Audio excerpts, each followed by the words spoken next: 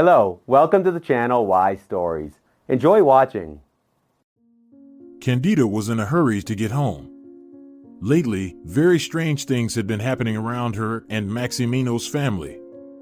Maximino was involved in business, and like any businessman of his caliber, there were enemies and jealous people around him. He tried to balance and maneuver among these people, but now things had become incredibly difficult. One of his main competitors had unmistakably hinted that he wanted to merge their companies. Maximino, of course, refused.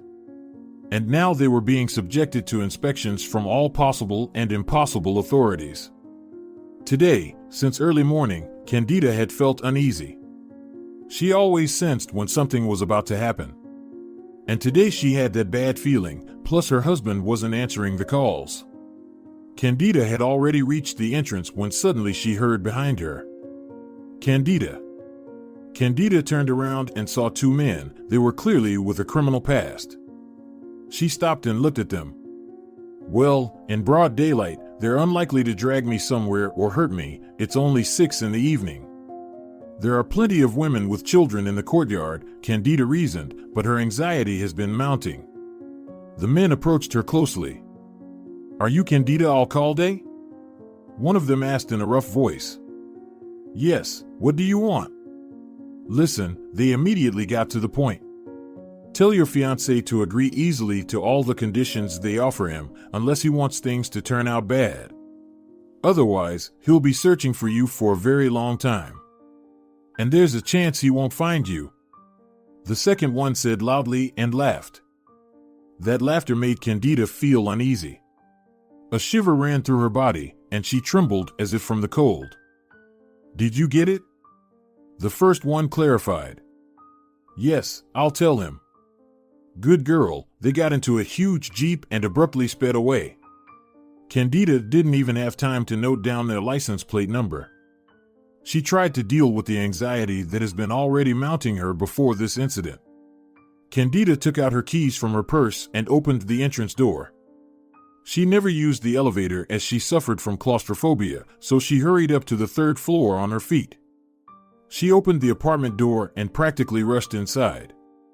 Whether it was due to the fear she experienced during the encounter with the criminals or her concerns for her husband, Cándida entered quickly and locked the door behind her, locking the door. There was no one in the apartment, and it was strange. Maximino had said he would be working with papers at home all day. His phone was lying on the coffee table in the living room, which was even more peculiar. He never went outside without his phone, knowing how sensitive and anxious his wife was. Cándida thought that Maximino might be in the bathroom. But he wasn't in the bathroom or the other 2 rooms either. Cándida sat down on the couch in the living room and burst into tears. Her nerves were on edge. She worried about her husband and didn't know where he could have gone. And most importantly, where should she look for him? She took his phone in her hands to check whom he had called and at what time. But the call log was empty. There was no outgoing or incoming calls. Cándida started going through other folders in Maximino's phone, but there was nothing there either. "I don't understand," Cándida exclaimed in surprise. She paced around the living room, trying to figure out what all of this meant and where Maximino had disappeared to. Why hadn't he called her? Where did he go? Exactly, he went somewhere on his car. I need to check where Maximino's car is. Cándida thought, and she ran down to the parking lot. But the car was in its usual spot. So, Maximino went on foot. Maybe he just went to the store, and here I am assuming all sorts of nonsense here. Cándida tried to reassure herself. She sat on a bench near the entrance and waited for her husband. An hour passed, but Maximino didn't return home. Cándida dialed the number of her close friend. "Tanita, hi. Can you come over? I really need your help." "Hi, Cándida. I can tell something has happened from the sound of your voice." Cándida started crying. "Maximino is missing." "How can it be?" "Don't make things up. Just because his phone is off doesn't mean he's missing," her friend smiled, knowing very well how Cándida could exaggerate any problem. "Well, I'll come soon." I'll be there in half an hour. I'm waiting for you desperately, Cándida said, still crying. She went back up to the apartment, sat on the couch, and waited for her husband or her friend. She just wanted anyone to come. Cándida arrived about 40 minutes later. When she rang the doorbell, Cándida jumped on the couch and rushed to open the door. She desperately wanted it to be Maximino. I can see you hope to see someone else right now. Cándida understood Cándida's expression. I'm sorry, I don't know what to think. She was on the verge of tears, but Cándida knew how to stop her friend in time. Wait a minute. At first, tell me everything, and then we can cry if needed. Cándida recounted that Maximino hadn't left the house for the past 3 days and had been busy with his business affairs. She mentioned the encounter with the criminals near the entrance and the fact that her husband had left his phone behind at home. Cándida, hold on, I still don't get it. Did Maximino have business problems? Yes, he got involved with some very serious people. They wanted to merge 2 companies, but you know how it's done nowadays. After that, they would simply take away his business and that's it. I got it. What I don't understand is why he didn't seek help from the authorities. Who exactly do you mean? The police. Well, or where else do people go in such cases? Cándida, are you serious? These people have their connections everywhere, and in this case, seeking help, or rather, protection, would have been pointless, and Maximino understood that perfectly. Last year, one businessman went through a similar merger. He tried to seek help, and they immediately stole his child. In the end, he was left without a business and without money because they took everything. Well, it's an unpleasant story. But to lose a business isn't the worst thing in life. The worst is to lose loved ones. Maybe he should have sold his business and you could have just moved to another city? It's not a problem to start a business anywhere if you have money. I wanted to suggest that to Maximino, but then I thought his partner would definitely not agree to it. Listen, what does his partner have to do with it? Your Maximino is the owner of the company, so he should make the decisions. When he comes back, I'll help you persuade him. Cándida smiled, pleased with her resourcefulness and the solution she found. Let's give it a try, but I don't believe your plan will lead us to a positive outcome. Maximino will refuse, you'll see. Well, at least we'll offer it, and he can decide for himself. Agreed. Cándida and Cándida waited for Maximino until midnight. By that time, Cándida no longer doubted that something bad had happened to her husband.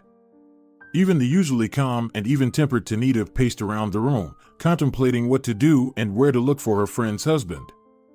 Unable to come up with a better plan, she began calling hospitals, then morgues, and finally police stations. None of them had anyone resembling Maximino. I think he was kidnapped. Cándida was about to cry. They will keep him until he willingly signs all the documents. Cándida looked at her friend, knowing that this could really happen. However, she didn't want to scare or upset Cándida, so she said something completely different. Hold on, don't panic just yet. Let's wait. Sometimes there are absurd situations, and our minds always paint the worst-case scenario.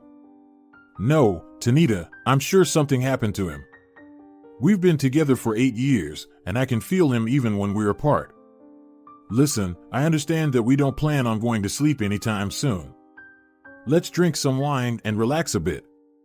It's rare when I'll gladly have a drink. Maybe it will at least stop my trembling. Cándida retrieved a bottle of wine and poured a glass for each of them, and then another one. The women ended up falling asleep on the couch in the living room, closer to 6 in the morning when they were completely tired, but the wine had helped them relax considerably. Cándida woke up to a rustling noise in the hallway and looked at her friend. Cándida was still asleep. Perhaps it's Maximino, he's drunk, so he's struggling to open the door, she hoped. But her assumption was wrong. Approaching the door, Cándida peered through the peephole and saw 2 men who clearly didn't come for a friendly visit. Cándida pressed herself against the wall so that she wouldn't be noticed from outside. All right, the door is sturdy, all the locks are secure. There are 3 of them, and one has a secret technique. It won't be easy for them to open it.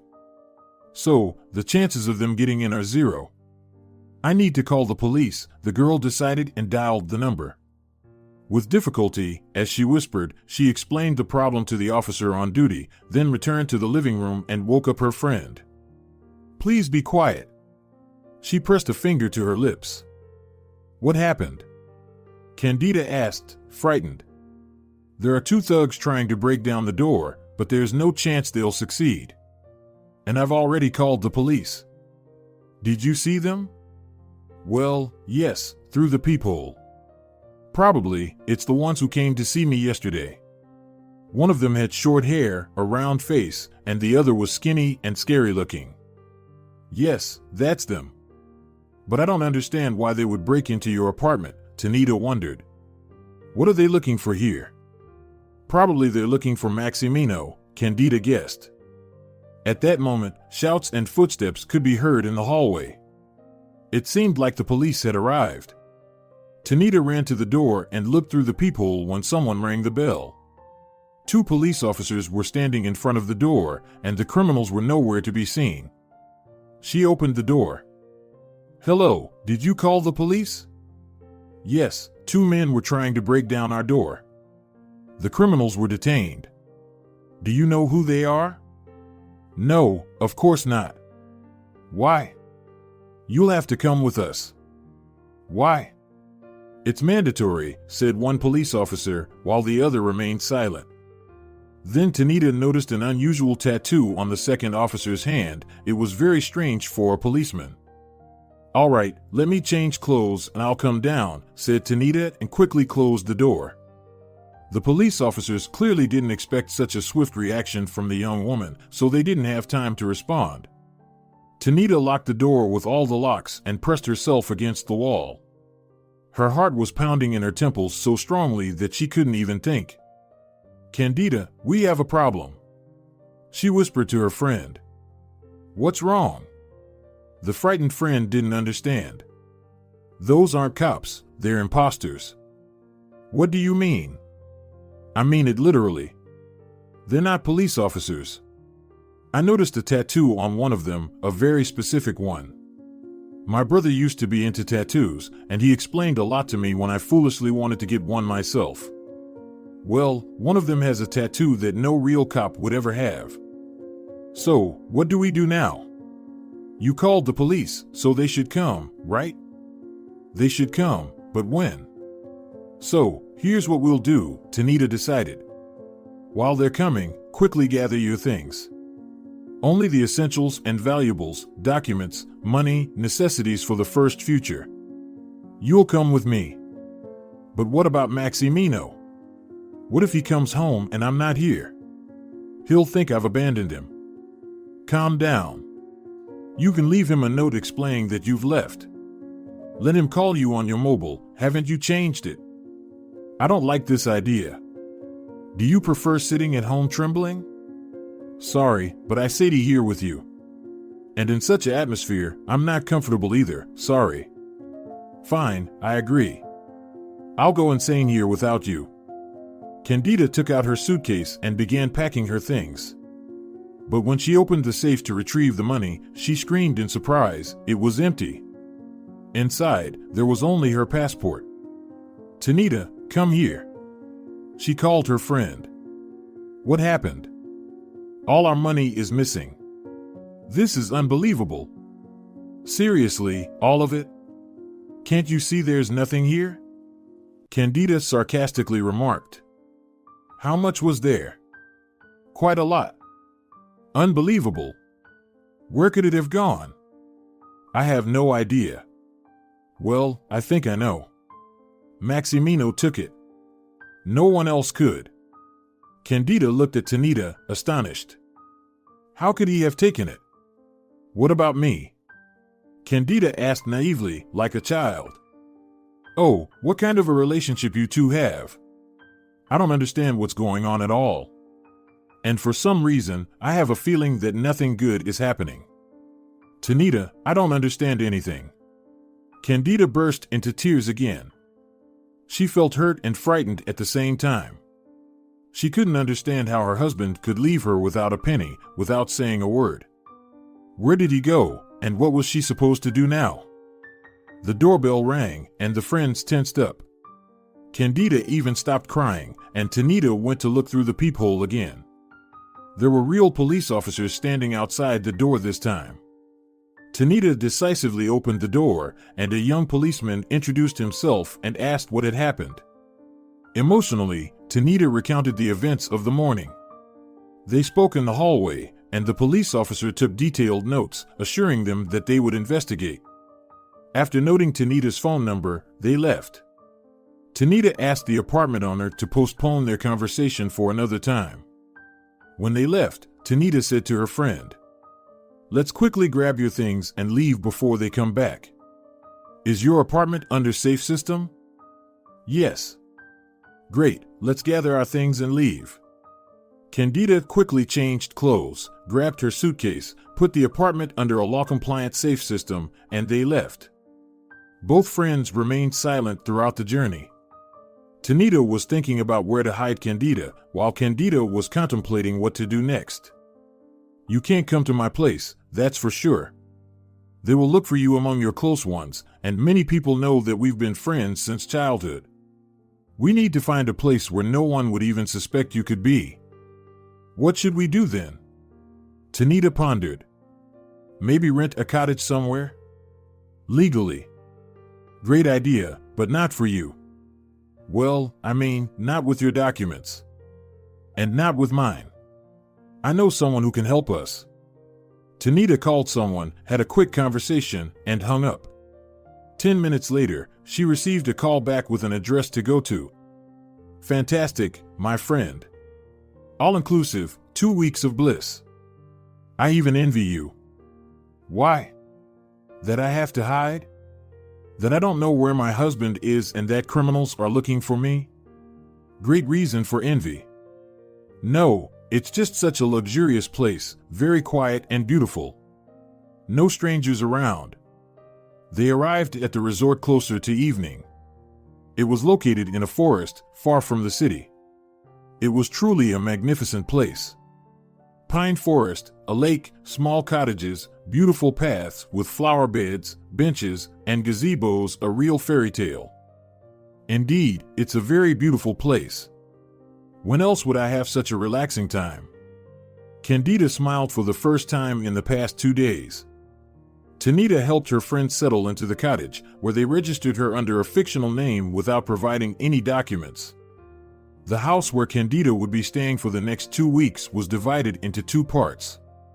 Cándida's accommodation consisted of a room, a small living room, a hallway, and a bathroom. Everything inside was wood-paneled, except for the bathroom. A huge bed occupied almost the entire room. Tanita walked around the room and nodded approvingly to someone unseen. "Well done, Vital." Then she turned to her friend. "Did you keep your phone turned off? I'm taking it with me so you won't be traced.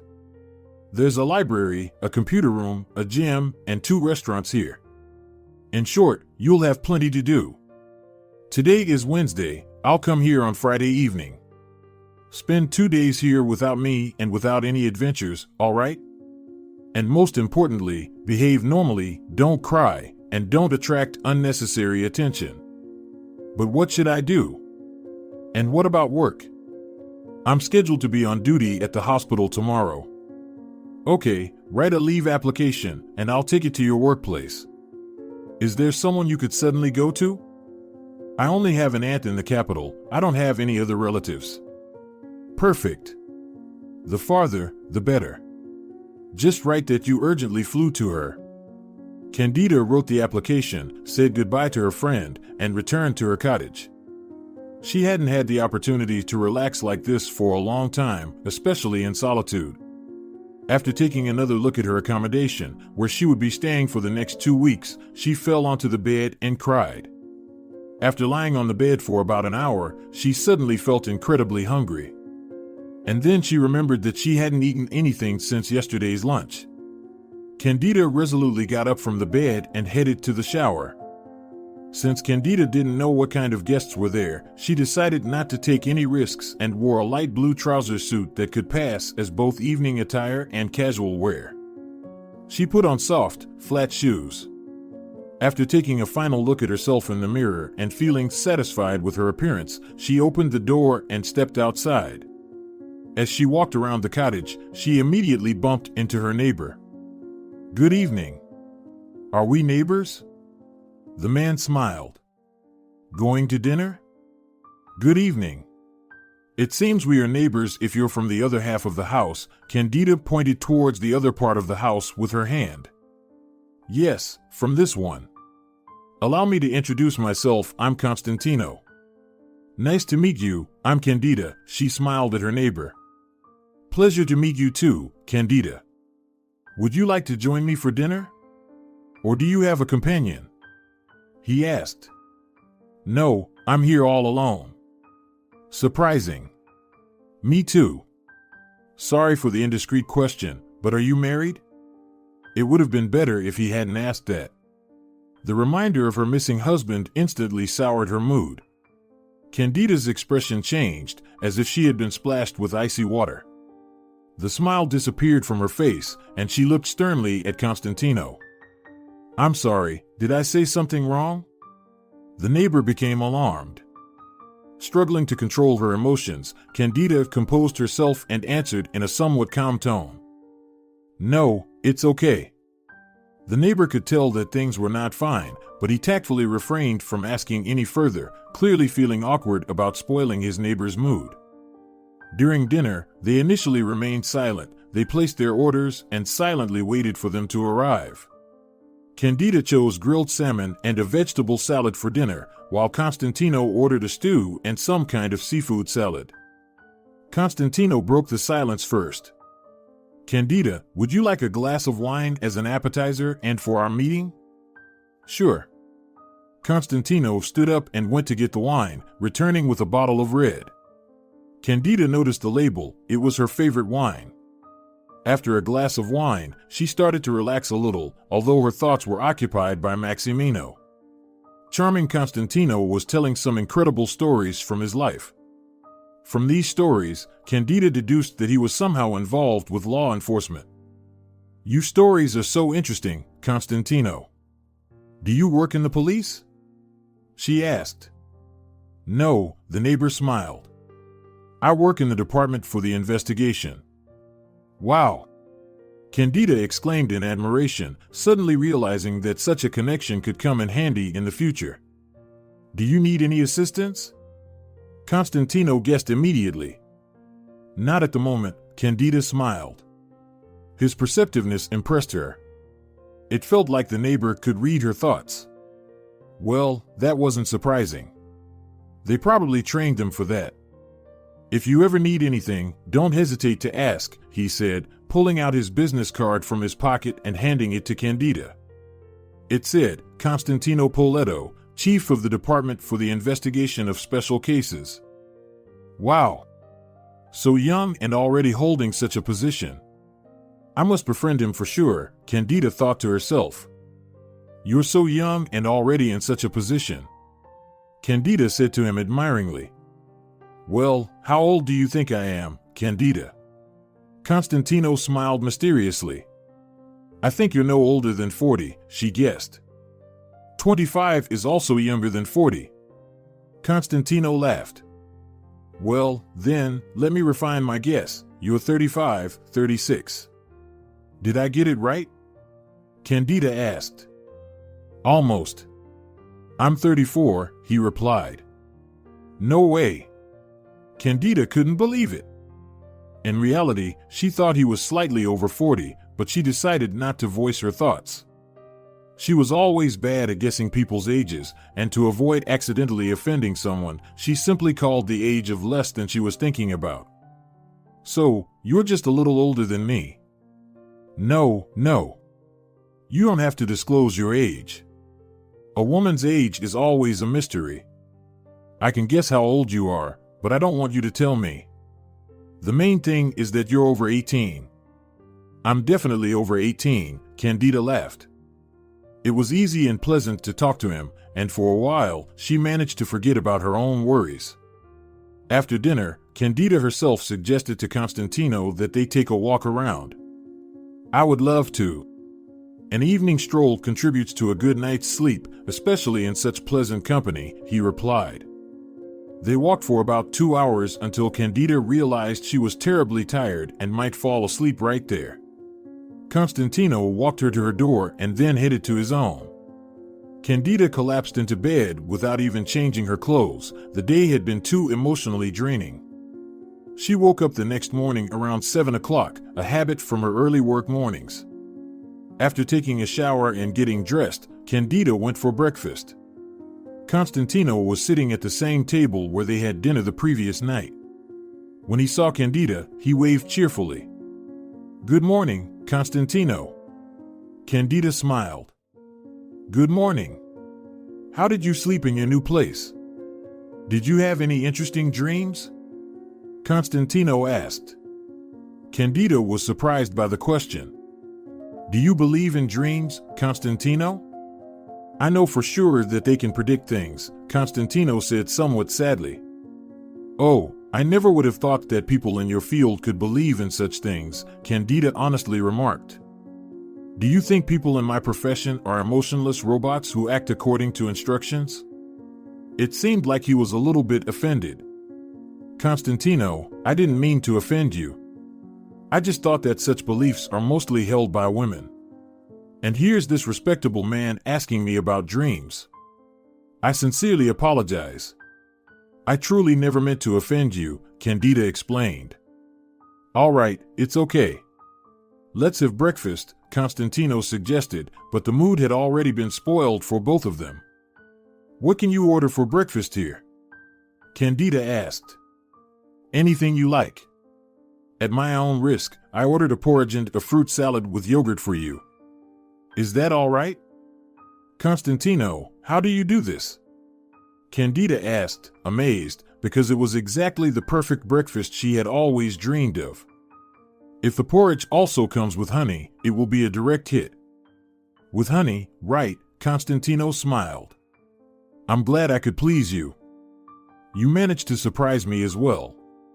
Not many people can do that." "I'll take it as a compliment," Constantino smiled again. It was clear that he had calmed down and wasn't offended anymore. During breakfast, Constantino talked about his trip to the north, and he had a special way of retelling stories. Even an uninformative story was presented as an adventure novel. "You have an amazing way of telling stories. It makes me want to drop everything and visit the north," Cándida smiled. "Are you trying to flatter me?" Constantino smiled. "I'm not flattering you, Constantino. It's the truth. It's genuinely enjoyable and interesting to talk to you." "I'm glad to hear that. Although my subordinates wouldn't agree." "Perhaps, but I'm not your subordinate. By the way, Cándida, you didn't tell me what you do for a living." "Oh, yes, I missed that part. I'm a doctor." "In what field?" "Pediatrics. I work at the 6th City Hospital in the pediatric department." "That's a great profession and very important. You're doing a fantastic job. I've always had great respect for medical professionals. You save lives." "So do you," Cándida smiled.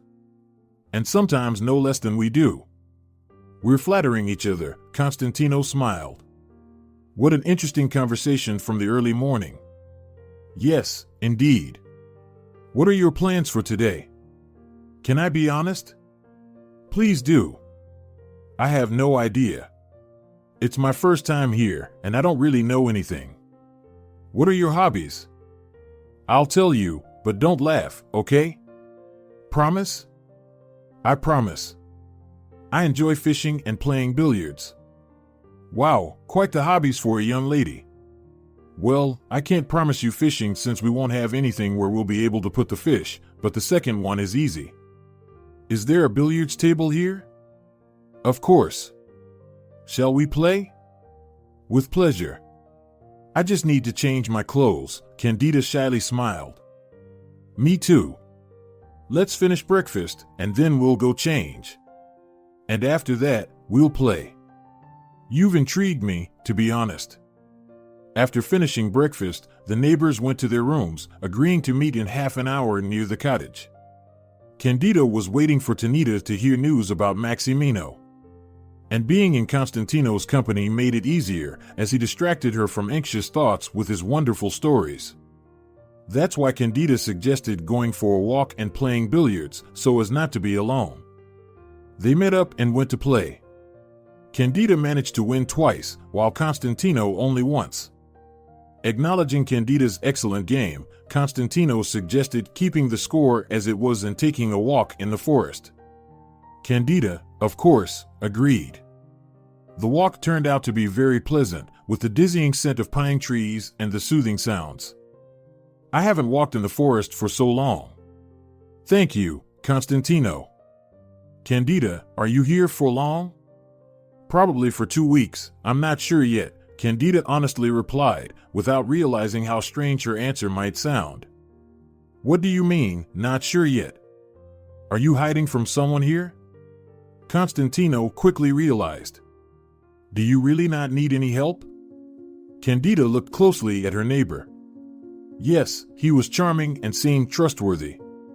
But where was the guarantee that he wasn't on the side of the criminals that take over her husband's business? There was no such guarantee because criminals and their accomplices usually don't look suspicious. Therefore, Cándida couldn't trust him at all. I'm sorry, I gave the wrong impression. I'm not hiding, it's just that I may be called to work at any moment. She was speaking nonsense and could see that Constantino didn't believe her, but he politely nodded and agreed. Yes, yes. I understand. That's what I thought, smiled the neighbor. And how about you? Are you here for long? Cándida decided to change the subject. I'll stay for another week. Came here to relax and reconsider my life. Sounds philosophical. That's how it is. Did something happen to you? Cándida guessed. Yes, I got divorced, Constantino said sadly. I'm sorry to hear that. Thank you. It's difficult to find a woman who would understand my work. So, as they say, it comes with the territory. You know, I understand you. My husband also often doesn't understand my work. After all, I can be called to work at any moment, and sometimes I have to work on weekends. You're married? Constantino was surprised. Yes. Why does that surprise you? Because you're here alone, and that's very strange, considering that your husband doesn't like your long absence, Constantino pointed out reasonably. That's just how things turned out, Cándida evasively replied. Honestly, I thought you were also divorced and wanted to rest and distract yourself from everything and everyone. Why did you think that? Because you don't even have a phone with you, Constantino surprised her once again with his observance and insight.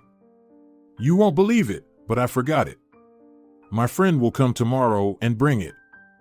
I don't believe you. Why? Cándida was slightly scared. Because for someone of your profession, a phone is a very important thing. I would say vital. So you're lying when you say you forgot it. He saw Cándida tense up and added, well, let's pretend I believed you really forgot it. It's sometimes difficult to talk to you, Cándida smiled. You see and understand everything. Let's do this. If you ever need my help, you will definitely come to me. And for now, let's stop this clearly unpleasant topic here. Okay? I agree, Cándida smiled again. But thank you, I'm not ready to talk about it yet. And thank you for offering help separately. I would still prefer not to need it. I would really like to help you, Constantino honestly said. But at least you'll leave your phone number, right? Of course. Great. They walked a little longer in the forest and returned to the house. Cándida wanted to rest for a while and suggested meeting Constantino for lunch.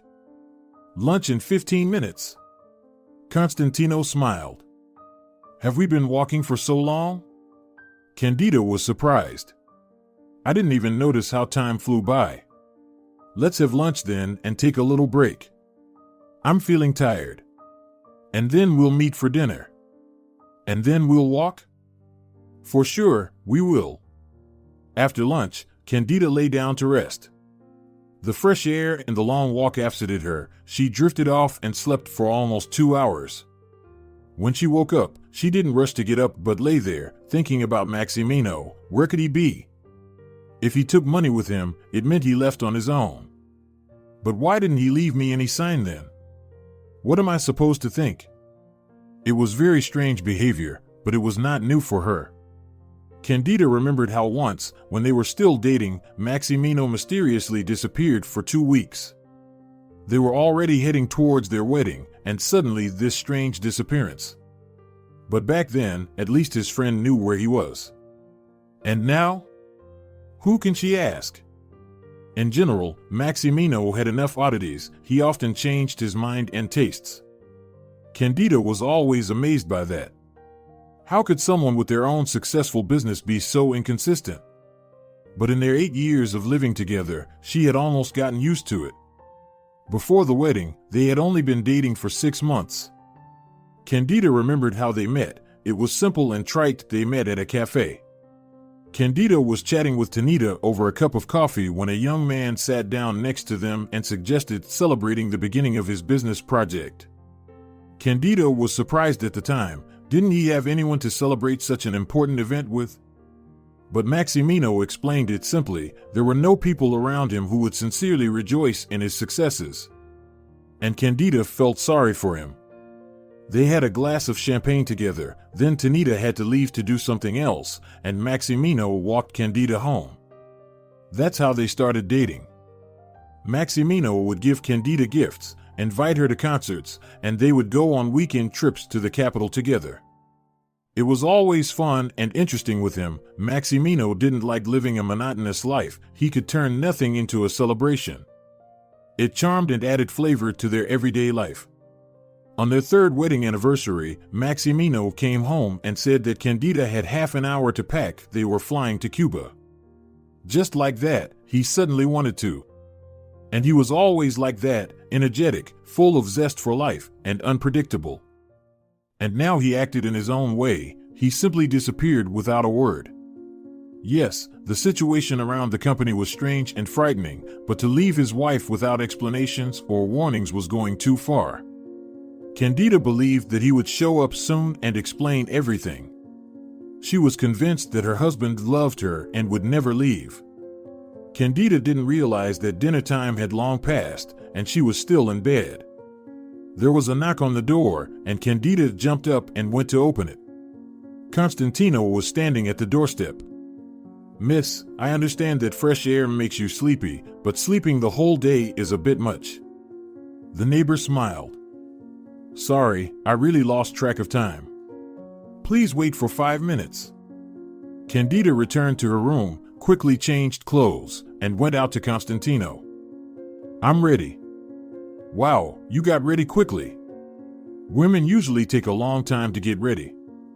"I'm not an ordinary woman. I know how to get ready very quickly. It's part of my profession."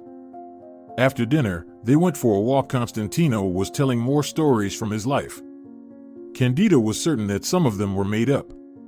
But he told them so beautifully and interestingly that she didn't want to interrupt. "You should start writing books," remarked Cándida. "You think so?" "I'm sure. You have an easy style and a very interesting narrative." "I'll consider your proposal," Constantino smiled. They walked for about an hour more and then went back to their rooms. Cándida eagerly awaited the next day and Tanita's arrival, hoping she would learn something about Maximino. The morning followed the same routine: breakfast with Constantino, then a walk, followed by billiards, lunch, and rest. But today, Cándida couldn't fall asleep at all. She was waiting for Tanita. Her friend arrived around 8 o'clock, just in time for dinner. Cándida grabbed her hand and said, "We'll talk after dinner," and dragged her into the restaurant. Constantino was already waiting for them there. Cándida introduced her friend to her neighbor and quickly apologized to Constantino that they wouldn't be able to go for a walk today. The group started their dinner. Tanita was looking at the handsome man with interest. She had a good understanding of people and could tell he was a real man. Tanita tried to start a conversation with him, but he responded minimally and mostly remained silent. It was clear that he was upset that there was the third person with them and that they wouldn't be able to go for a walk. After hastily finishing the meal, Constantino apologized and left the women alone. "Listen, what an interesting guy. Do you know who he is?" Tanita asked her friend. "Of course, we've been walking together for 2 days already. You won't believe where he works and what he does." "Well, quit stalling with your answer. You know I don't like those theatrical pauses." "He's the chief of the department for the investigation, specifically in charge of important cases." "What do you think?" "Wow!" Tanita exclaimed. "How do you find these unique men? I don't understand. I don't look for anyone, they find me themselves. Listen, let's finish eating and go for a walk. Can we order room service here?" "Of course. What would you like to order?" "Pizza and wine." "Aren't you full?"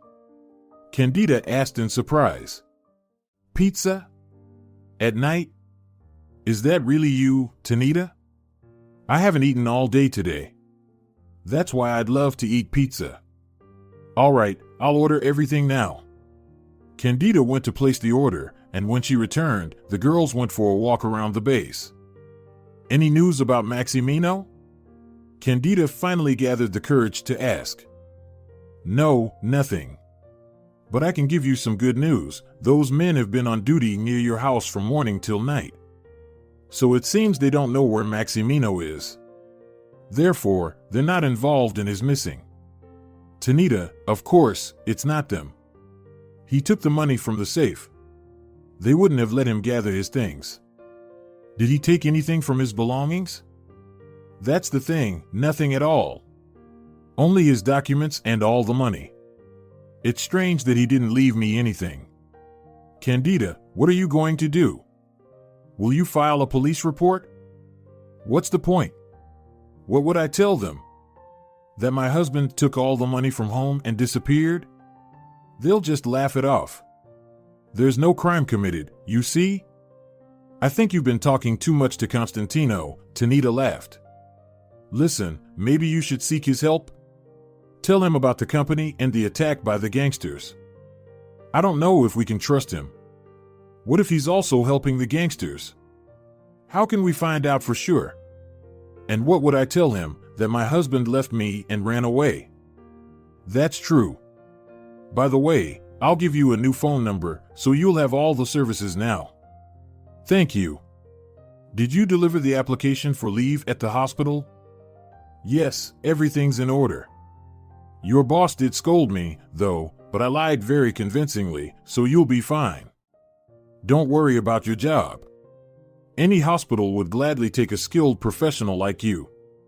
It may seem that way, but when you start looking for work, no one seems to need you. But right now, that's the least of my concerns. What do you think you'll do next?" "I don't know, Tanita, honestly. I'm afraid to go back to my apartment. Maybe I should sell it?" "How will you sell it if it's registered under both of your names?" "Right, I didn't think about that. What should I do then?" "You can rent it out, but unofficially. And you can rent a place for yourself on the outskirts. You'll even make some extra money from the difference. But what if Maximino comes back home and finds strangers living there? I think he won't come back for now. He's hiding, waiting for the situation to resolve itself. You need to somehow give him a sign or a message." "But how?" Cándida started crying again. They were sitting on a bench in the park.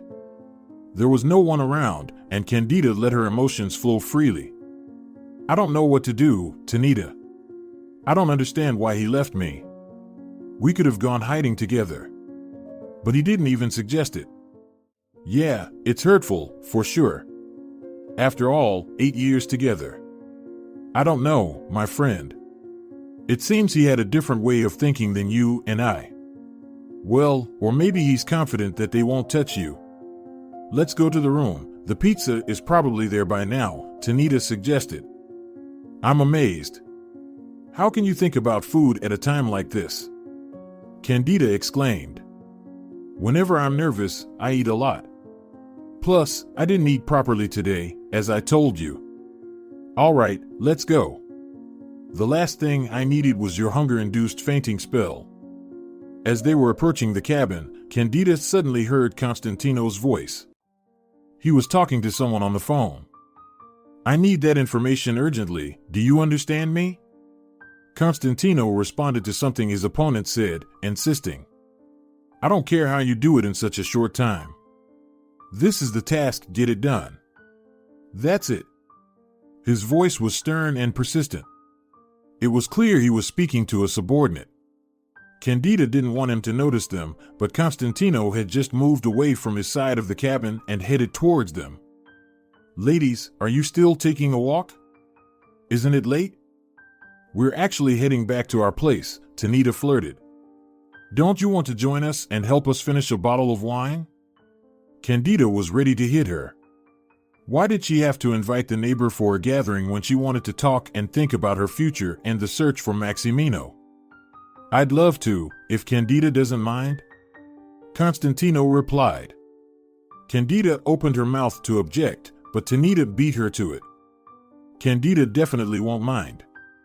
We really enjoy your company. Come on, Constantino. I'll just go to my room for a minute and join you.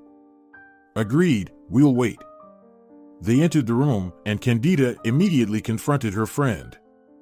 Why did you invite him? I wanted to talk to you. Don't be a fool.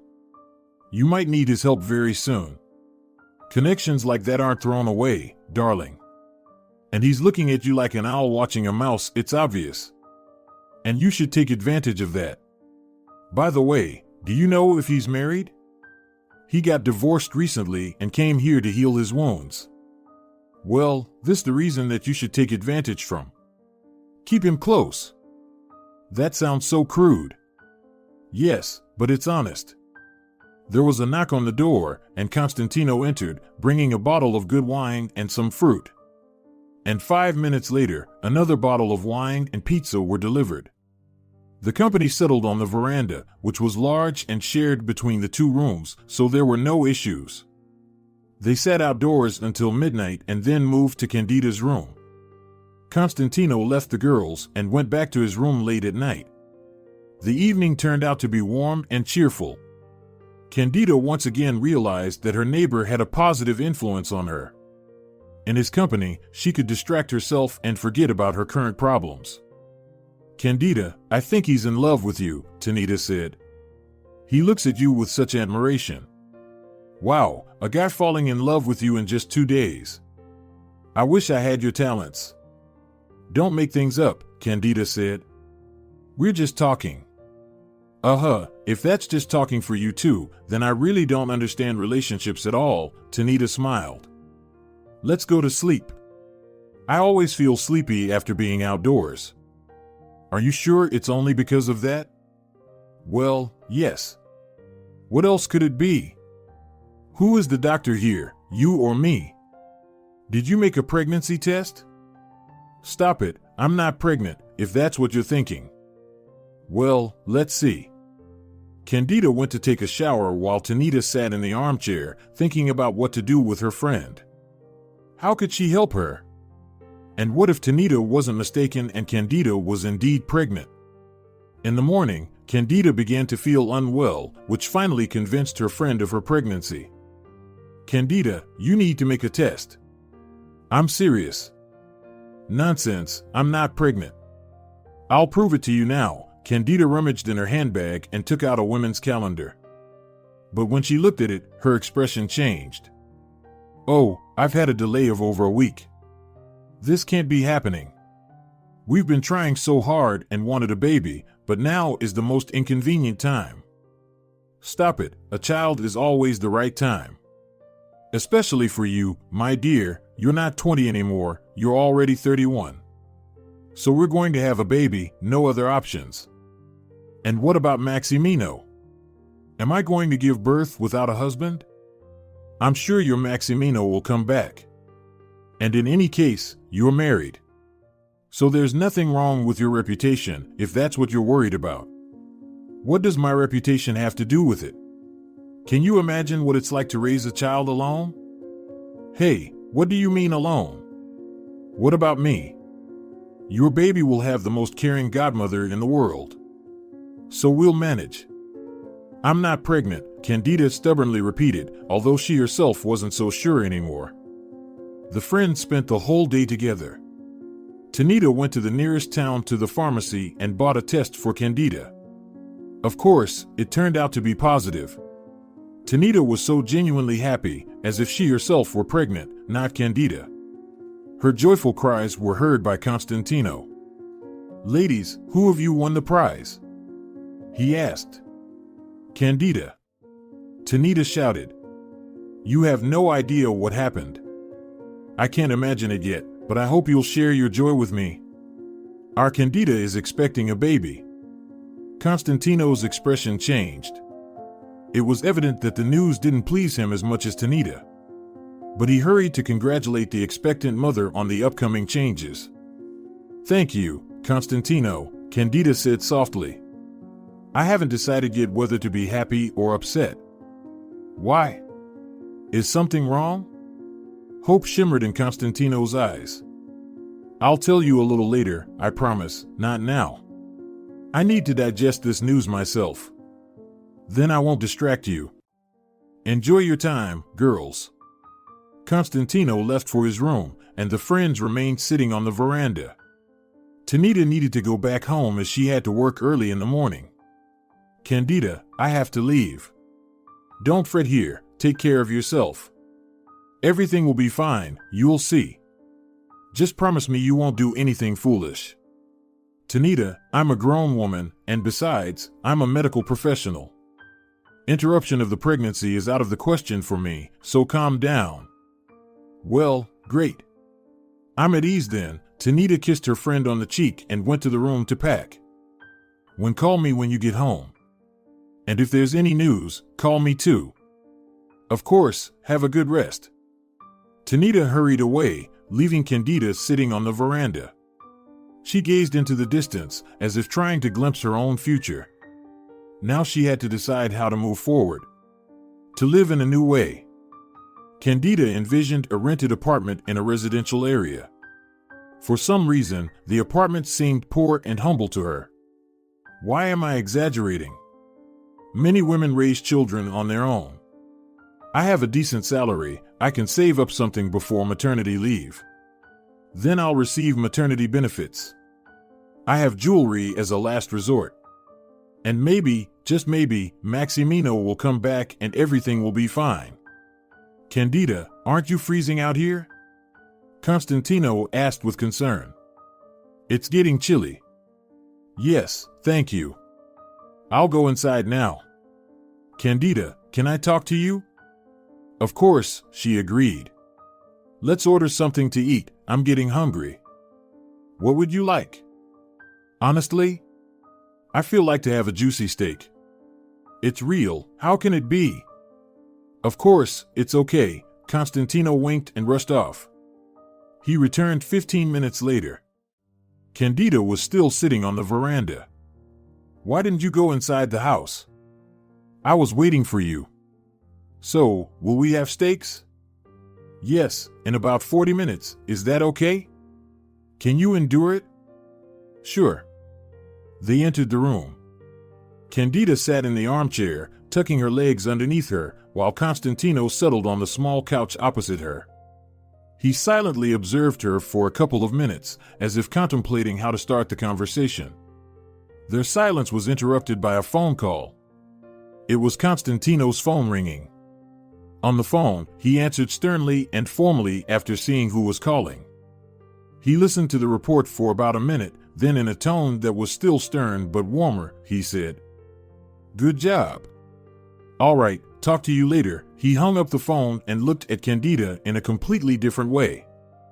She understood that the caller had told him something important, but she couldn't even imagine that it was about her. "Now we can talk," Constantino said confidently. He no longer resembled the cheerful storyteller that Cándida had met a few days ago. Instead, he looked more like a serious boss ready to reprimand an erring subordinate. "Constantino, something happened? You look like I'm guilty of something." "Something did happen," but it's not your fault, don't worry. Please don't scare me. Cándida, I must apologize for interfering in something that's not my business. But I had no choice, so forgive me. I found out something and I have to tell you, and you'll decide for yourself whether I did the right thing or not. Do I really need to know this? I'm sure you do. Constantino paused and began speaking. I did some research about your husband. The attempted merger of his company is not true, to say the least. Your husband borrowed a significant amount of money from people he shouldn't have borrowed from. I'm not sure what his intentions were, but he couldn't pay it back. It was after that they offered him a merger to settle the debt. Maximino refused, and naturally, they started threatening him. You understand that such people don't give away such sums of money. The last time your husband was seen on the security cameras was near the shopping center. There, I think he changed his appearance and left the place as someone else. Cándida stared at Constantino in shock. She felt as if her neighbor was telling her another detective story that had nothing to do with her life, especially her husband. She remained silent, and Constantino continued. You need to change your place of living. It's clear that they have nothing to take from you. It was Maximino's business. The property is jointly owned, and you can't sell it without Maximino's presence. But they might try to pressure him through you. They have done such things before. That's why I can help you hide for a while until the situation is resolved. Cándida continued to remain silent and gaze at Constantino. It seemed like she had even stopped blinking and breathing, such was in shock. Constantino, are you sure this is true? Cándida asked. Of course. My guys gathered information about your spouse, Maximino, Constantino replied. I don't believe what you're saying. Why would Maximino need such a large sum of money? We had enough money, Cándida said. Perhaps he was gambling? Constantino suggested. No, I don't think so, Cándida replied. Then I don't know. Maybe he had plans to expand the business? Constantino proposed. No, he wouldn't, Cándida calmly responded. And suddenly she remembered something. Wait, half a year ago, Maximino mentioned that he wanted to open a business in the capital.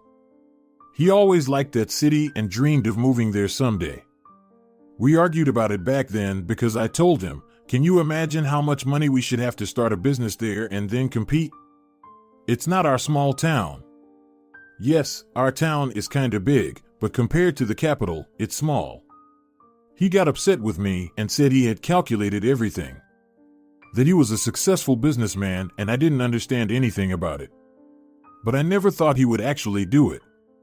Especially not by borrowing such a huge amount of money from criminals. It seems he had a different perspective and wanted to take a risk. So, the question is, where did the money go? Those funds would have been enough to open his business in the capital, but there is no business. We checked. Could he have registered the company on someone else? Constantino asked. Unlikely, Maximino didn't trust anyone but me. But as it turns out, he didn't trust me either. And he doesn't have any relatives. His mother passed away 4 years ago, Cándida replied. Then I don't understand. Something doesn't add up here. Most likely, he planned to run away and hid the money somewhere. Otherwise, how do you explain where he spent this money? Constantino speculated. Cándida gazed thoughtfully out of the window. Her world had crumbled, her husband turned out to be a liar and a traitor. And she had believed in him, especially the fact that he had been unjustly targeted by criminals. She believed that he loved her and would never betray her. But in reality, it was all a lie. But why? Why did he go through all of this? Why did he marry her? Why did he deceive her for so many years? I don't care anymore. I don't want to investigate anything. I don't need his money, apartment, business, or anything else. I want to leave this city, Cándida said. Cándida, don't shoot from the hip. I understand you're upset, bad things happen to you. But you can't go on like this, especially considering your situation. Constantino, what am I supposed to do? Please understand me, I believed in him. I believed every his word. And he just left me and ran away. I understand, but life doesn't end here. It's always painful when someone close betray you, but you have a future. He gestured towards her abdomen. It's for the sake of that future that you need to keep living. And what do I tell this future when he grows up? Where is his father? The captain of a long-distance voyage? Or the heroic pilot who ejected during another test gone wrong? Cándida, don't stir things up. Many women raise children alone, and everything turns out fine. Many of them grow up to be remarkable individuals. My mother also raised me on her own. It was tough, but we managed. And you will too. I'll help you find a good clinic where you can earn a decent living. Cándida looked at Constantino and suddenly burst into tears.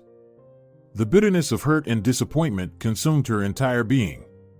Constantino moved closer and took Cándida's hand. Cándida, don't cry. You need to think about your child. Everything will be fine, you'll see. You're an incredible woman and you deserve happiness. And so it shall be. At that moment, Cándida's phone rang. It was Tanita calling. Constantino picked up the phone and handed it to Cándida, but she shook her head and gestured for him to answer it himself. Cándida knew that her friend would be there in an hour if she didn't pick up the phone. Hello, Tanita. Constantino greeted her. We're fine. Cándida went to take a shower. All right. Please tell Cándida that I'm at home. Everything is fine. Good night. And then there was a knock on the door. Cándida flinched in surprise. Don't be scared, I'm with you, and I won't let anyone hurt you.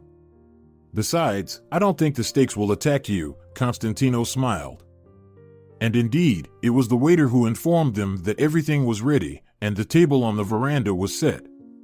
Constantino grabbed a blanket for Cándida and suggested they go and have their meal. Cándida wanted to decline the offer, convinced that she lost her appetite along with her mood. But when she caught a whiff of the steaks, she realized she was mistaken. All right, I won't offer you wine, but here, have some juice as much as your heart desires. They sat on the terrace for about an hour and a half. Cándida indulged the meat wholeheartedly. It turned out to be very delicious. Thank you for everything, Cándida said when they returned to her room. Will you really help me with finding a job? I'd like to move to another part of the city, far away from my previous place of living and work. Of course, I'll help you. All right, you should have a rest, and I'll go. It's getting late, we'll talk tomorrow. Good night, Constantino. Good night, Cándida. In the morning, Cándida didn't show up for breakfast, but Constantino ordered breakfast to be delivered to her room, understanding that she must have overslept. After a delicious breakfast, Cándida went to look for Constantino, who was playing billiards with another man. When he saw Cándida, he apologized to his partner and approached her. Good morning. Well, good afternoon, Constantino smiled. Did you sleep well? Good morning. Yes, thank you for breakfast. I don't understand how your wife could leave you. You're not just a man, you're a treasure. Well, I recognize the old Cándida's compliments are pouring in. And they are well deserved, by the way. Then you should make up some new compliments. I've found a new job for you. You'll be working at a private clinic.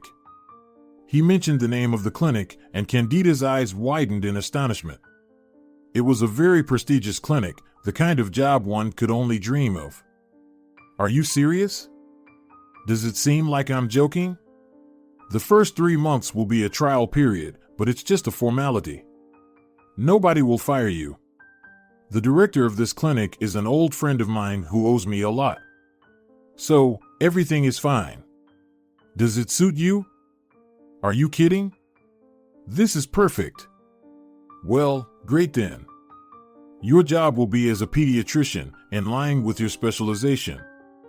They have a children's department and their own outpatient clinic. I don't know where exactly they'll assign you, but it doesn't matter, I think. It doesn't matter at all. Constantino, I don't know how to thank you. You're a wizard, I swear. That's not all. There's a small residential complex for staff next to the clinic. They'll allocate an apartment for you to live in. I've arranged it. If anyone ever tells me that miracles don't happen and that wizards don't exist, I'll prove them wrong. Constantino, you. I have no words. Cándida pecked Constantino on the cheek, and he immediately blushed. Keep it together. I am, after all, a living wizard, and not even an old one, he smiled. But it was clear that Cándida's reaction pleased him greatly. In the evening, Cándida called her friend and told her everything. Tanita was shocked by Maximino's gesture and everything that had happened, but most of all, she was astonished by Constantino. Cándida, you'd be a fool if you let such a man go. He's a treasure, not just a man. Tanita, I'm not ready for that right now, really.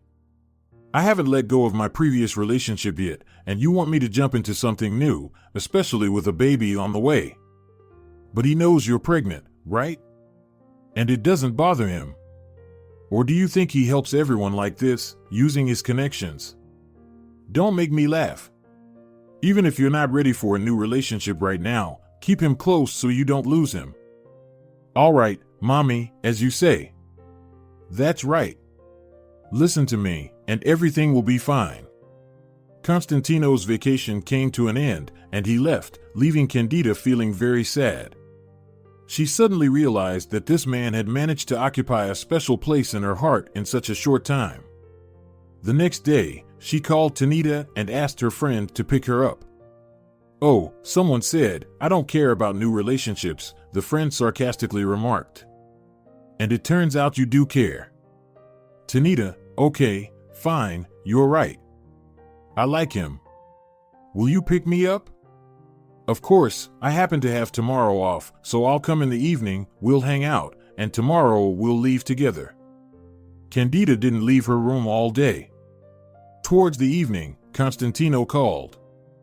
Hi, how are you feeling? Hi. Cándida exclaimed happily. It's great to hear from you. I'm doing fine, just feeling a bit bored. Really?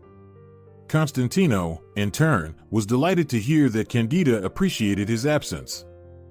Yes, really. I'm leaving tomorrow. Should I pick you up? Thanks, Tanita will do it. I'll stay with her for a couple of days.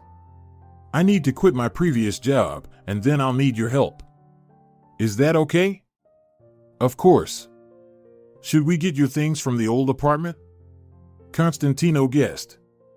It's interesting talking to you when you already know everything, right? Cándida laughed. Yes, I want to retrieve my things. Will you help me? I'm afraid to go there alone. No worries, it'll be easy. Don't fret about it. Thank you. They chatted for another 10 minutes and agreed to call each other the next evening when Cándida would already be in the city. In the evening, Tanita arrived, and the friends sat on the veranda until midnight, then moved to the room and chatted until almost morning. They finally went to sleep around 6. When Cándida woke up, she packed her belongings, they had lunch at a restaurant, and then they left for the city. In the evening, Cándida called Constantino as promised. The next day, she and Constantino went to her and her husband's old apartment and retrieved her things. Then it was time to quit her job. The hospital director was outraged and didn't want to let her go, but Cándida told him she was pregnant and would be leaving soon anyway. With a heavy heart, the hospital director reluctantly agreed. After that, Cándida went to her new workplace. Constantino had told her to find Andres Nogues and speak to him, so she had to wait for him for almost 2 hours as he was in a meeting. Once she settled into her new job, Cándida went to inquire about the apartment. After receiving the keys, she called Constantino to report that everything went smoothly and they could move in tomorrow and start her duties on Monday.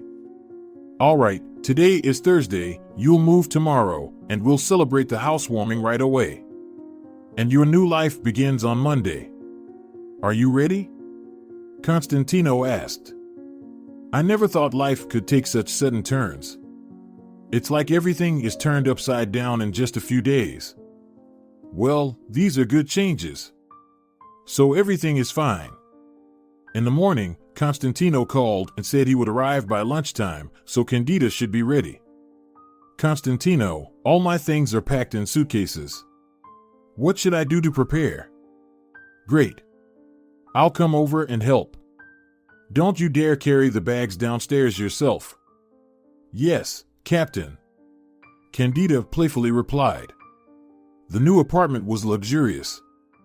Even Cándida couldn't believe that employees were given such accommodation. It was too extravagant, a 2-bedroom apartment equipped with the latest technology and freshly renovated. It had a warm and cozy atmosphere. The apartment was spacious and bright, with one room clearly intended as a nursery. Oh, you're so lucky with this apartment, said Cándida. She immediately understood that Constantino had rented this apartment for Cándida. They don't provide such housing to employees. Wow, the management at your clinic cares so much. Am I not getting something? Cándida was surprised.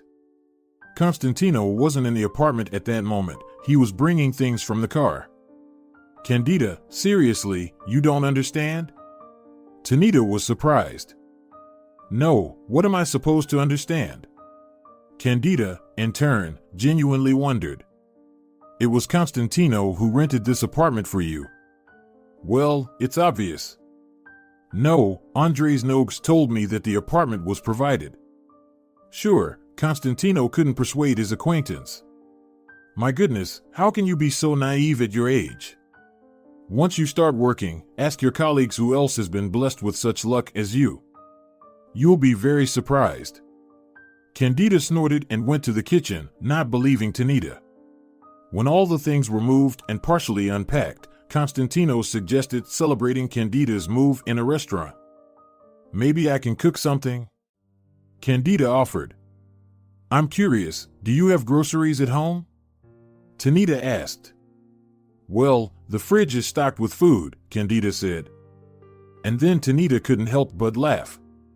And you want to tell me that the hospital management kindly filled your fridge with goodies as a thank you for being a medical professional? Constantino. She looked at him. Maybe you'll confess already, otherwise, my friend thinks I'm an idiot. Constantino lowered his gaze to the floor, while Cándida looked at him intently. Constantino, is it true? Did you rent this apartment for me? Yes, it's true. I wanted to help you. So? Triumphantly declared Cándida. Does anyone want to apologize? Okay, I'm sorry. You were right, Cándida said to her friend and turned to Constantino, but why? I can rent a place myself. I'll have a good salary now, and I can even save money. Well, go ahead and save, but it's not difficult for me, or rather, it's nice to do something nice for you. The apartment is paid for a year in advance, Constantino confessed. But there's one condition. What is it? Cándida asked nervously. You'll allow me to visit you both, Constantino said shyly. Cándida felt like a third wheel and urgently needed to come up with a reason to leave them alone. Of course, I'll be very happy, Cándida replied. So, guys, are we going to the restaurant or not? Cándida intervened. Of course, let's go. Cándida just needs to get ready, and then we'll leave. All right, you convinced me, Cándida agreed. At the restaurant, Cándida and Constantino often looked at each other, and Cándida noticed it and looked for an excuse to leave them alone. And suddenly, her phone rang. It doesn't matter who it is, the important thing is that I have an opportunity to leave them alone, Cándida decided. She apologized and stepped aside to take the call. When she returned, she said she was urgently needed at work. Cándida worked as a chief technologist at a company, and she could be called in at any moment. Giving her friend a kiss and wishing them a pleasant evening, Cándida hurriedly left. After dinner, they returned to Cándida's apartment. It was evident that Constantino wanted to stay, but Cándida wasn't ready for that yet. I'm sorry. I can't do it right now. I need some time. I really like you, a lot. But not now, okay? She leaned in and gently kissed him on the lips. I understand everything, Cándida. I'm not rushing you. It's okay, I'll wait. Constantino kissed her again and left. From that day on, a new life began for Cándida. She loved her job, the team was very good. Not like it was at her previous job. Her colleagues were polite and attentive. Of course, there were some minor issues, but they were nothing compared to what she had experienced in her old team. Constantino often visited her and sometimes stayed overnight. They had transitioned from being friends to being lovers a long time ago. Cándida was truly happy. She hardly thought about Maximino anymore, except when the child served as a reminder of her past life. Today, Cándida had to go to have an ultrasound to determine the baby's gender. Constantino offered to go with her. Constantino, I can go by myself. Why? You have me, don't you? Many women come for this procedure with their husbands. I don't want you to feel awkward. Cándida looked at Constantino with adoration and gratitude. She had thought about it herself, but didn't dare to ask. He already spent so much time with her. The ultrasound revealed that Cándida was having a boy. Her happiness knew no bounds. She had always dreamed of having a son. I'm so happy that I'm having a son. I don't know why, but I've always dreamed of having a boy. Cándida, I'm a little disappointed now, Constantino said, feeling upset. Why? What's wrong? Cándida asked, alarmed because she didn't want to upset or hurt Constantino. Why only you? Maybe it should be us instead? Cándida turned to Constantino and looked at him. What do you mean? Cándida, we're adults. I love you and our child. It doesn't matter who the biological father is, I'll raise him if you allow me, of course. And will you accept my proposal? Will you marry me? Constantino, I can't marry you. I'm already legally married. We'll figure out that issue. Your consent is what matters to me. Of course, I agree. I love you very much too. Well then, great. We'll start preparing for the wedding. While your belly hasn't grown too big. A month later, they got married. Cándida didn't even ask Constantino how he managed to arrange the documents. He simply took her passport and returned in the evening with a stamp indicating her divorce. Yes, he clearly used his position, but Cándida believed it was the right thing to do. Since her husband had abandoned her and didn't need her, why should she shed tears and wait for him for years, raising the child alone? Cándida was the happiest of all after Constantino. Oh, thank goodness you set that woman straight and put her on the right path. Otherwise, she would have sat there, all in tears, waiting for some mysterious miracle, she lamented into her friend's ear, and Cándida laughed at her words. Cándida, you're so funny. Now it's your turn to get married. Yeah, where can I find someone like your Constantino? In my opinion, he's unique and one of a kind. I think your gentleman is out there somewhere. You just haven't met him yet, Cándida reassured her friend. At the appointed time, Cándida gave birth to a son named Cirillo. Cirillo Poletto sounds nice, the proud father decided, and Cándida didn't object, she liked the name too. After the birth of their child, Cándida devoted herself entirely to her son and husband, and Constantino helped his wife as much as he could. In the early months, Cirillo was very restless and slept poorly, causing Cándida to become exhausted. But gradually, everything normalized. Cirillo settled into a new rhythm of life, and Cándida was able to establish a household routine. 5 years had passed since Cándida's ex-husband disappeared, and Cirillo turned 4, attending kindergarten. Cándida had long returned to work, Constantino received a promotion, and he started spending more evenings at home. Cándida married Constantino's colleague and gave birth to a girl. One Friday evening, when their son was already asleep, Constantino approached his wife from behind, embraced her, and quietly asked, "Maybe it's time for us to give Cirillo a little sister? What do you say?" Cándida smiled and turned to face her husband. I've been thinking the same thing. I'll go on a business trip, and when I come back, we can start trying. I don't get it. What business trip? We're opening a branch in the neighboring city, and since we haven't found medical personnel there yet, they're sending us there on a 2-week business trip in turns. Children get sick everywhere. You're leaving us for a whole 2 weeks? Nightmare. Constantino was upset. Well, okay. You can manage it. I've been stretching it out as long as I could, using the excuse of having a young child. But I can't postpone it any longer. I have to go. I'll miss you all so much. If anything happens, Tanita will help you. No need, we're adults, we can handle it ourselves. And Tanita doesn't have time, her daughter is 2 years old.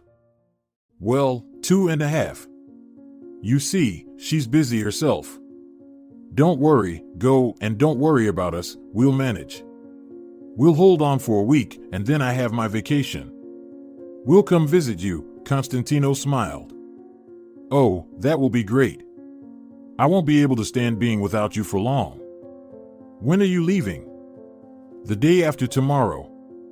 Cándida had to leave on Sunday to start work at the clinic on Monday. The first workday went relatively smoothly, with only a few patients. Cándida thought that working in such a small town could even be boring. Half the day went by with almost nothing to do. But the next day, she regretted her thoughts. It was a chaotic day. There were a lot of children to take care of, and then she had to do the services of a home doctor. At 5 o'clock, Cándida realized she hadn't eaten anything all day. In the morning, she only had coffee, and usually, she would have a snack at the clinic.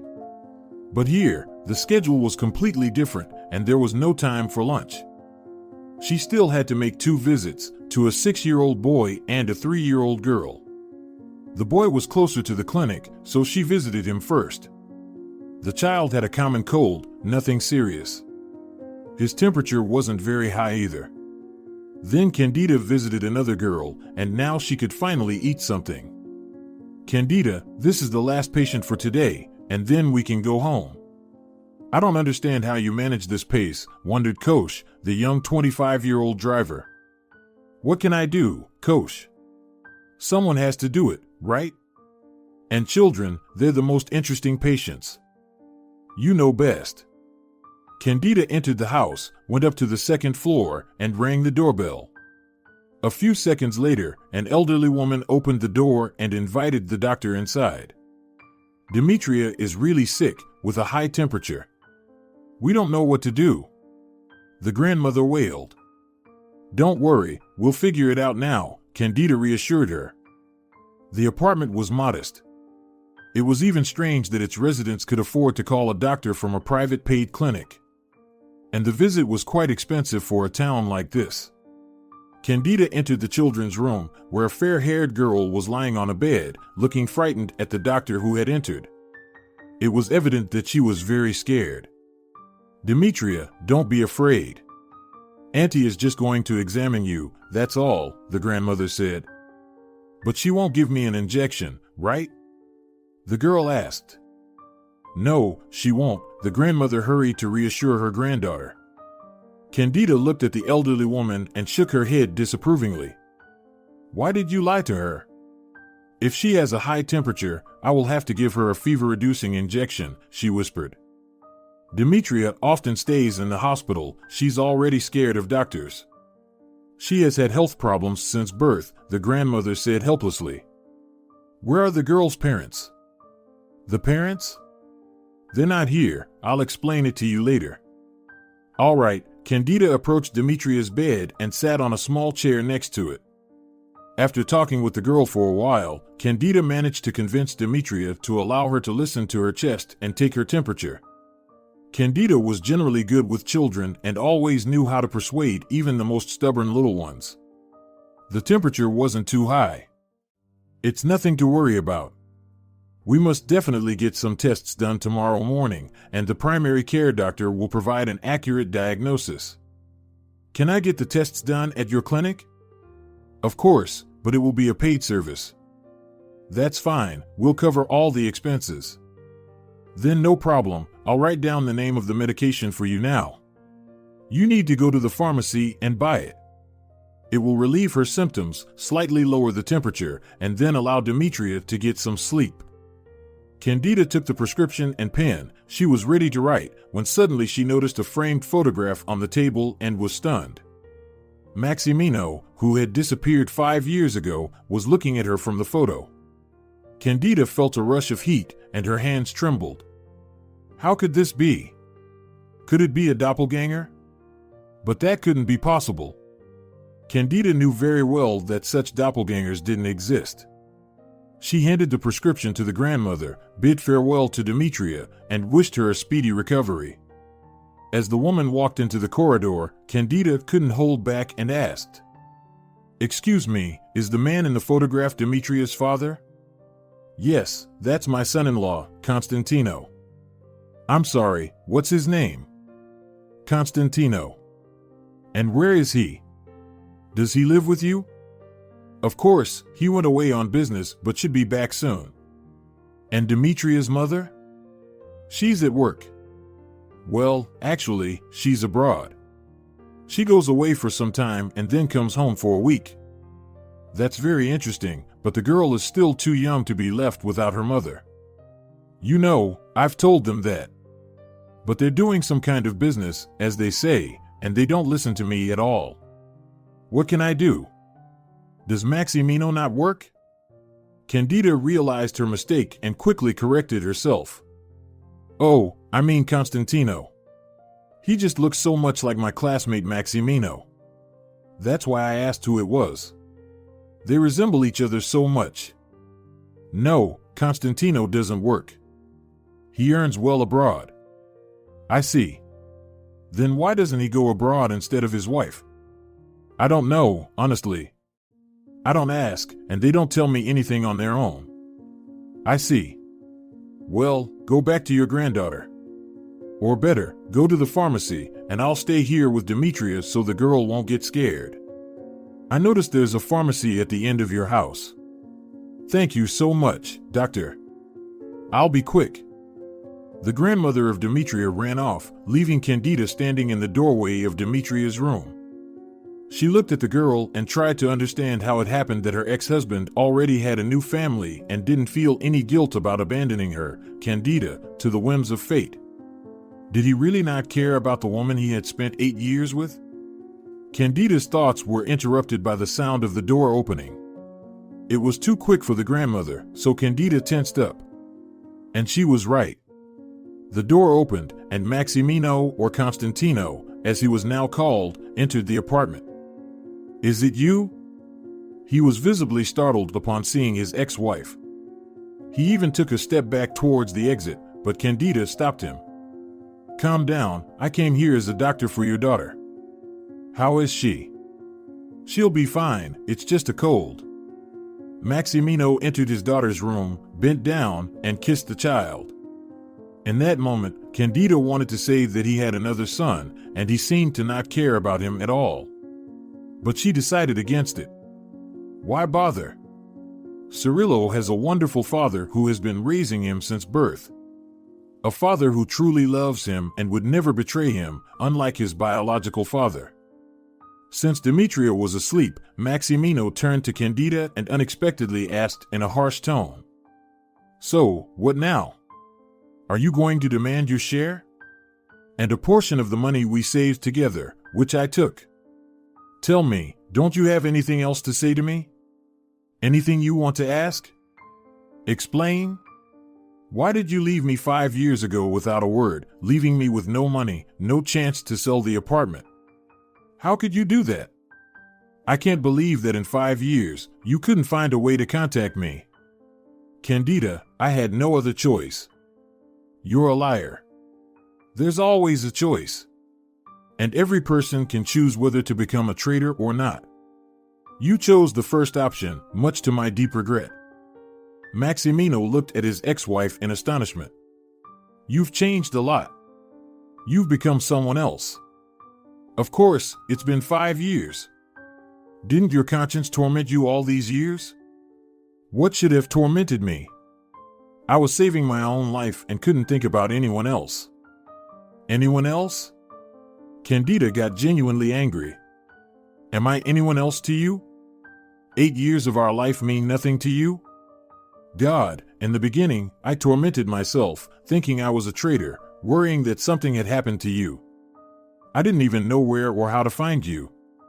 And you're not just a traitor. I don't even want to waste any more time on you. Especially since I've already wasted way too much. I'm sorry that my husband turned out to be such a scumbag. Hey, choose your words carefully. You're at my house.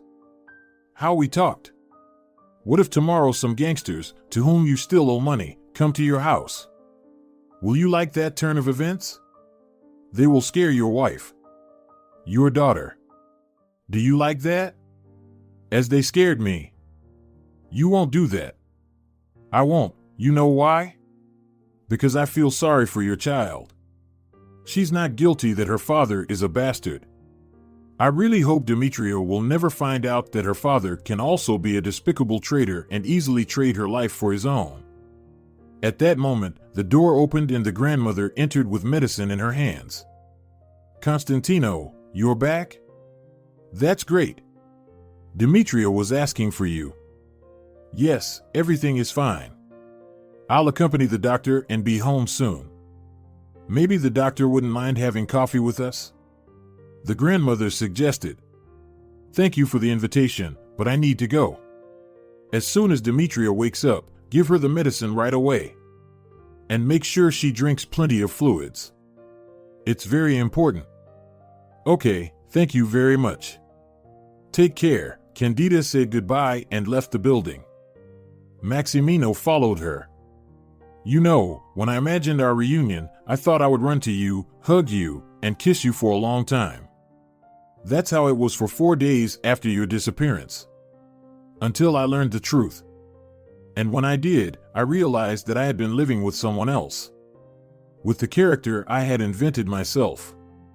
Then, a few years later, I replayed our entire life in my head and realized that you had always been like this, cunning, strange, and evasive. Only then did I consider these qualities positive because I was convinced that with such qualities, one could have a business. But over time, I realized I was wrong. I know many businessmen who remain decent people because they conduct their business honestly. They don't get involved with gangsters or abandon their wives in difficult times to save their own skins. Talking to you now makes me uncomfortable. It's disgusting and revolting. It's as if garbage has been dumped on my head. It turned out to be a strange meeting. So you're not planning to take my money from me? Is that the only thing that concerns you? Money? I don't need your money. I have my own. Maximino suddenly understood that Cándida wasn't going to turn him in or demand a share of the money. And he decided to change the tone of the conversation. Okay, I'm sorry. How about we go somewhere, talk calmly, and have some coffee? No, thank you. Go home, Constantino. And I will go to my Constantino, the real one, the loving and beloved one. To the man who values emotions and people, not money. Cándida turned around and ran downstairs. She got into her car and asked Coach to drive faster. Did something happen, Cándida? Were you attacked? No, Coach, everything is fine. Just a ghost from the past. Please drop me off near that store. I want to take a walk. No problem. Cándida got out of the car and slowly walked towards the hotel.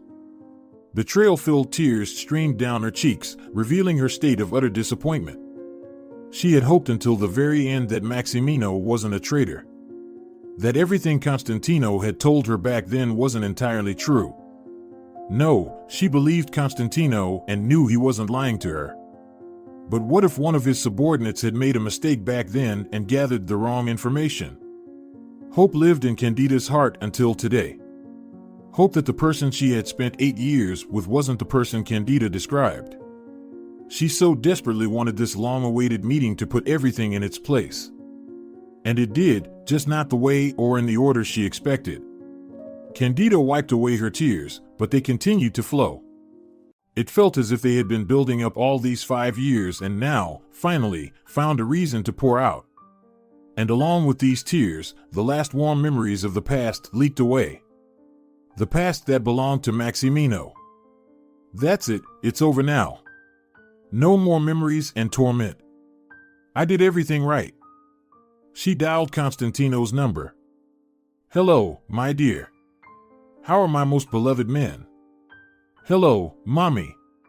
We're sad and bored without you. That's why me and our son decided to drop everything and come to you today. We hope you missed us too. I missed you so much. I love you both and I'm waiting for you. Cándida was about to hang up the phone but then added, Constantino? Yes, my love. You're the best man in the whole world. No, in the entire universe.